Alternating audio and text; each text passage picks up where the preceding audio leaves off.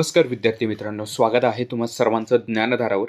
तर विद्यार्थी मित्रांनो, आपण मिरज आणि सोलापूर जीएमसी साठी संभाव्य प्रश्न या ठिकाणी आजच्या व्हिडिओमध्ये पाहणार आहोत, जे की तुम्हाला येणाऱ्या परीक्षेमध्ये विचारले जाऊ शकतात. असे एकूण 30 प्रश्न आपण या व्हिडिओच्या माध्यमातून घेतले आहेत. या व्हिडिओची PDF तुम्हाला टेलिग्राम चॅनलला अगदी मोफत या ठिकाणी डाउनलोड करायला मिळणार आहे. चॅनलवर नवीन असाल तर लिंक तुम्हाला डिस्क्रिप्शनमध्ये दिलेली आहे. टेलिग्राम चॅनल जॉईन करा. तेथे सर्व व्हिडिओच्या PDF अगदी मोफतमध्ये तुम्हाला आपण उपलब्ध करून देत असतो. विद्यार्थी मित्रांनो, सुरुवात करूयात आपण आजच्या व्हिडिओला. बघा, पहिला प्रश्न आहे आपला की महात्मा गांधी यांनी चंपारण्य येथे कोणत्या वर्षी पहिला सत्याग्रह केला होता? तर बघा, महात्मा गांधी यांनी चंपारण्य या ठिकाणी 1917 मध्ये आपला पहिला सत्याग्रह केलेला या ठिकाणी आपल्याला पाहायला मिळतो. योग्य उत्तर आहे 1917 मध्ये पहिला सत्याग्रह त्यांनी चंपारण्य या ठिकाणी केला होता. ठीक आहे. त्यानंतर बघा, प्रश्न क्रमांक 2 असणार आहे आपला की हैदराबाद स्टेट काँग्रेसची स्थापना 1938 मध्ये कोणी केली आहे? तर बघा, हैदराबाद स्टेट काँग्रेसची जी स्थापना आहे 1938 मध्ये स्वामी रामानंद तीर्थ यांनी केलेली आपल्याला बघायला मिळते. प्रश्न क्रमांक 3 आहे आपला, महाराष्ट्रात सार्वजनिक गणेश उत्सव कोणी सुरू केला आहे? तर बघा, लोकमान्य टिळक यांनी महाराष्ट्रामध्ये सार्वजनिक गणेश उत्सवाची या ठिकाणी सुरुवात केलेली आपल्याला पाहायला मिळते. ठीक आहे. आज जर आपण पाहिलं तर पुणे या ठिकाणी त्यांनी सार्वजनिक गणेश उत्सवाला सुरुवात केलेली होती. पुणे या ठिकाणी लोकमान्य टिळकांनी पहिल्यांदा गणपतीची स्थापना या ठिकाणी सार्वजनिक गणपतीची स्थापना या ठिकाणी केलेली आपल्याला बघायला मिळते. ठीक आहे. त्यानंतर बघा, पुढचा आपला प्रश्न आहे, महात्मा गांधी यांचे राजकीय गुरु कोण होते? तर योग्य उत्तर आहे गोपाल कृष्ण गोखले. हे महात्मा गांधी यांचे राजकीय गुरु म्हणून या ठिकाणी ओळखले जातात. ठीक आहे. कोण? तर गोपाळ कृष्ण गोखले. त्यानंतर प्रश्न क्रमांक 5 आहे आपला, शिवाजी महाराजांचे आजोळ कोणत्या जिल्ह्यामध्ये आहे? ते योग्य उत्तर आहे बुलढाणा जिल्ह्यामध्ये. जिजाऊ माताचं गाव असलेलं आपल्याला पाहायला मिळतं. सिंदखेड राजा या नावाचं गाव या ठिकाणी बुलढाणा जिल्ह्यामध्ये असलेलं आपल्याला पाहायला मिळतं. ठीक आहे. त्यानंतर बघा, प्रश्न क्रमांक 6 आहे आपला, शिवाजी महाराजांचा जन्म कोणत्या तालुक्यामध्ये झाला आहे? तर योग्य उत्तर आहे जुन्नर या तालुक्यामध्ये शिवाजी महाराजांचा जन्म झालेला आहे. मग तुम्हाला कोणत्या किल्ल्यावर झालेला आहे असंही विचारलं जातं. तर शिवाजी महाराजांचा जन्म जर आपण पाहिलं तर शिवनेरी किल्ल्यावर झालेला आपल्याला पाहायला मिळतो. स्वराज्याची पहिली राजधानी कोणती होती? तर राजगड ही स्वराज्याची पहिली राजधानी होती.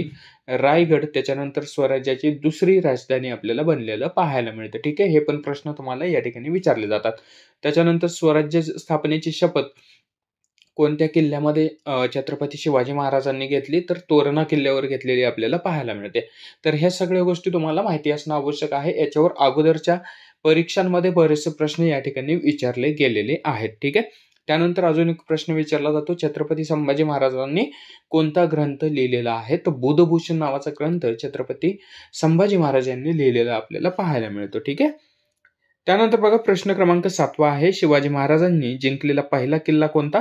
तर योग्य उत्तर आहे तोरणा किल्ला. स्वराज्याचे तोरण बांधण्याचं काम कोणत्या किल्ल्यावर करण्यात आलं असं जरी विचारलं तर तोरणा किल्ल्याचं उत्तर आपल्याला त्या ठिकाणी देता येतं. प्रश्न क्रमांक 8 आहे आपला, शिवाजी महाराजांचे वडील हे कोणत्या मोगल सम्राटाच्या दरबारी सरदार होते? तर आदिलशहाच्या दरबारी ते सरदार म्हणून या ठिकाणी काम करत असत आपल्याला या ठिकाणी पाहायला मिळते. ठीक आहे.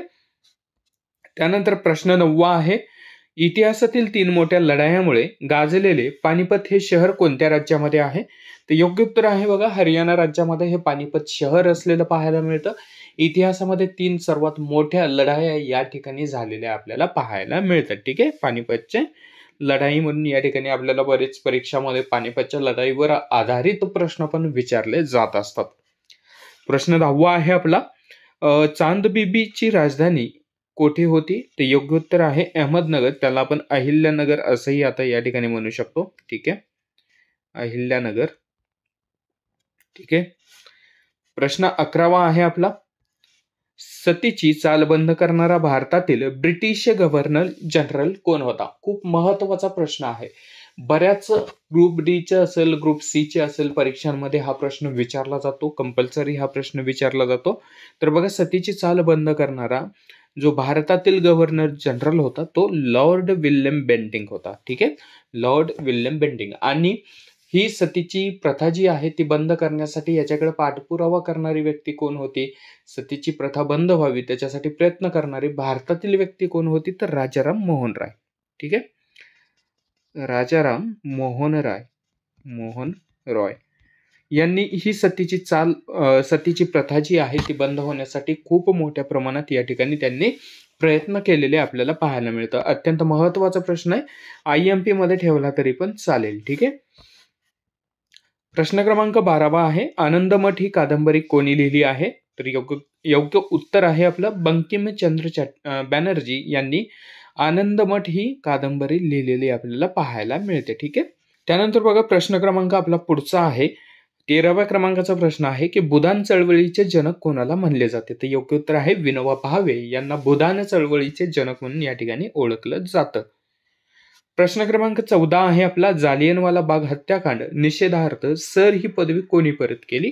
तर योग्य उत्तर आहे रवींद्रनाथ टागोर यांनी सर ही पदवी या ठिकाणी परत केलेली पाहायला मिळते. इंग्रजांनी रवींद्रनाथ टागोर यांना सर ही पदवी दिली होती. जालियनवाला बाग हत्याकांड झाल्याच्या नंतर त्यांनी आपली पदवी या ठिकाणी परत केलेली पाहायला मिळते. ठीक आहे, प्रश्न क्रमांक 15 आहे, मुस्लिम लीगची स्थापना कोणत्या वर्षी झाली?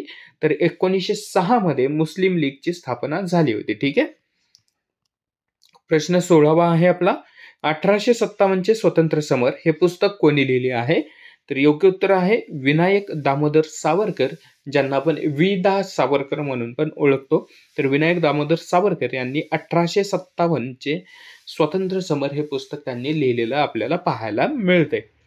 प्रश्न 17वा आहे आपला, भारताच्या स्वातंत्र्य लढ्यामध्ये लेखण्या सोडा व बंदुका हातात घ्या हा संदेश साहित्य संमेलनाच्या अध्यक्षीय भाषणामध्ये कोणी दिला होता? ठीक आहे, लेखण्या सोडा व बंदुका हातात घ्या हा जो संदेश आहे तर साहित्य संमेलनाच्या अध्यक्षीय भाषणामध्ये कोणी उल्लेख केला होता, कोणी ही घोषणा दिली होती? तर वि. दा. सावरकर यांनी दिलेली आपल्याला पाहायला मिळते. ठीक आहे, त्यानंतर प्रश्न 18वा आहे आपला, भारतीय नौदलाचे जनक म्हणून कोणाला ओळखलं जातं?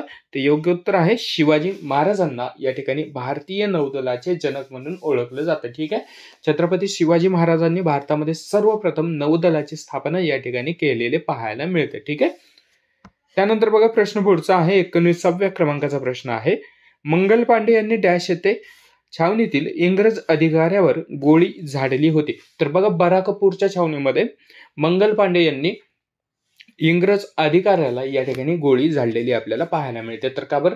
तर 1857चा जो उठाव आहे मित्रांनो, तर 1857च्या उठावाची ठिणगी ही या बराकपूरच्या छावणीमध्ये पडलेली आपल्याला पाहायला मिळते.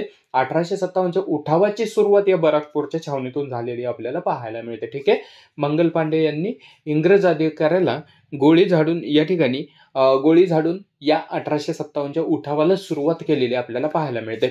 एकूणच जर आपण पाहिलं तर 1857चा उठाव जो आहे तो नियोजित तारखेच्या अगोदरच सुरू झालेला आपल्याला या ठिकाणी पाहायला मिळते. ठीक आहे, सर्वप्रथम या ठिकाणी 1857च्या उठावाला कुठून सुरुवात झाली असा जरी प्रश्न आला तर बराकपूरच्या छावणीतून मंगल पांडे यांनी 1857च्या उठावाला सुरुवात केली असंही आपण त्या ठिकाणी उत्तर देऊ शकतो. ठीक आहे, त्यानंतर प्रश्न पुढचा आहे, 20व्या क्रमांकाचा प्रश्न आहे आपला, की स्त्री पुरुष तुलना हा ग्रंथ कोणी लिहिलेला आहे? तर योग्य उत्तर आहे ताराबाई शिंदे यांनी स्त्री पुरुष समानता हा जो ग्रंथ आहे तो लिहिलेला आपल्याला या ठिकाणी पाहायला मिळतोय. ठीक आहे, प्रश्न 21 आहे आपला, बाबू गेनू हे सत्याग्रही कोठे शहीद झाले होते?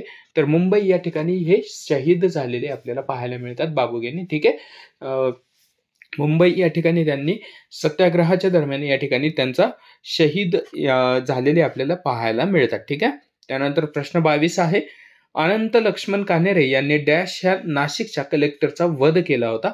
तर जॅक्सन नावाचा नाशिकचा कलेक्टर होता, तर त्याचा वध या ठिकाणी अनंत लक्ष्मण कान्हेरे यांनी केलेला आपल्याला पाहायला मिळतो.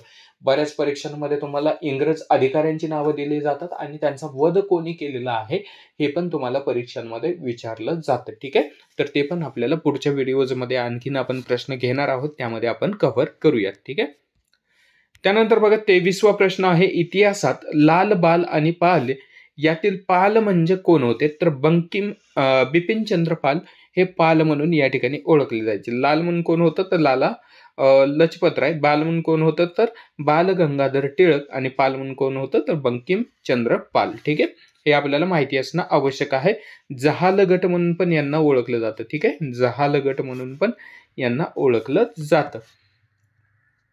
प्रश्न पुढचा आहे आपला, भारतीय राष्ट्रीय काँग्रेसची स्थापना कोठे व केव्हा झाली? तर बघा, भारतीय राष्ट्रीय काँग्रेसची स्थापना जी आहे मुंबई या ठिकाणी झालेली आहे 1885 मध्ये.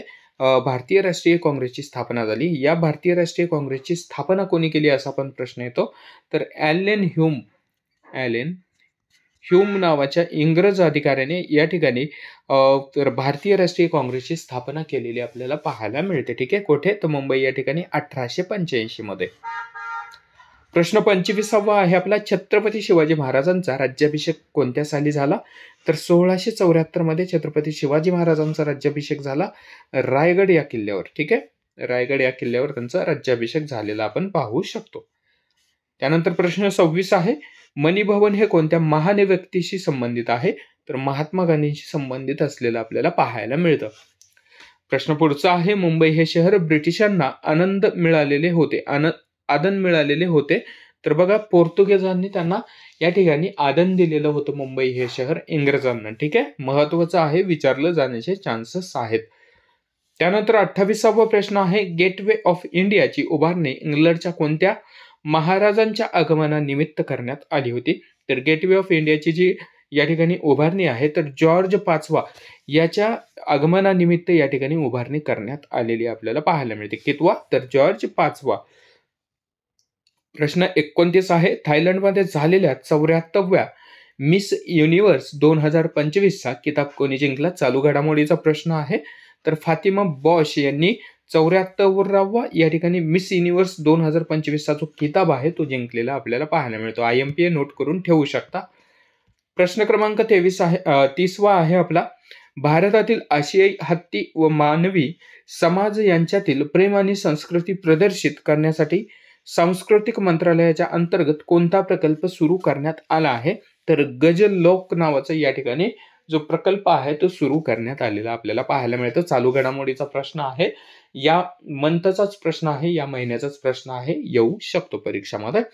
आणि शेवटचा आपला 31वा प्रश्न आहे या ठिकाणी बघा, ज्याचं उत्तर तुम्हाला कमेंट बॉक्समध्ये द्यायचं आहे. प्रादेशिक ओपन डिजिटल हेल्थ समिट 2025 कोठे आयोजित करण्यात आली होती? ठीक आहे, 2025 ची प्रादेशिक या ठिकाणी ओपन डिजिटल हेल्थ समिट आहे. चालू घडामोडीचा प्रश्न आहे, तर ही कोठे आयोजित करण्यात आली होती, कोणत्या शहरामध्ये आयोजित करण्यात आली होती, त्याचं उत्तर तुम्हाला कमेंट बॉक्समध्ये या ठिकाणी आपल्याला द्यायचं आहे.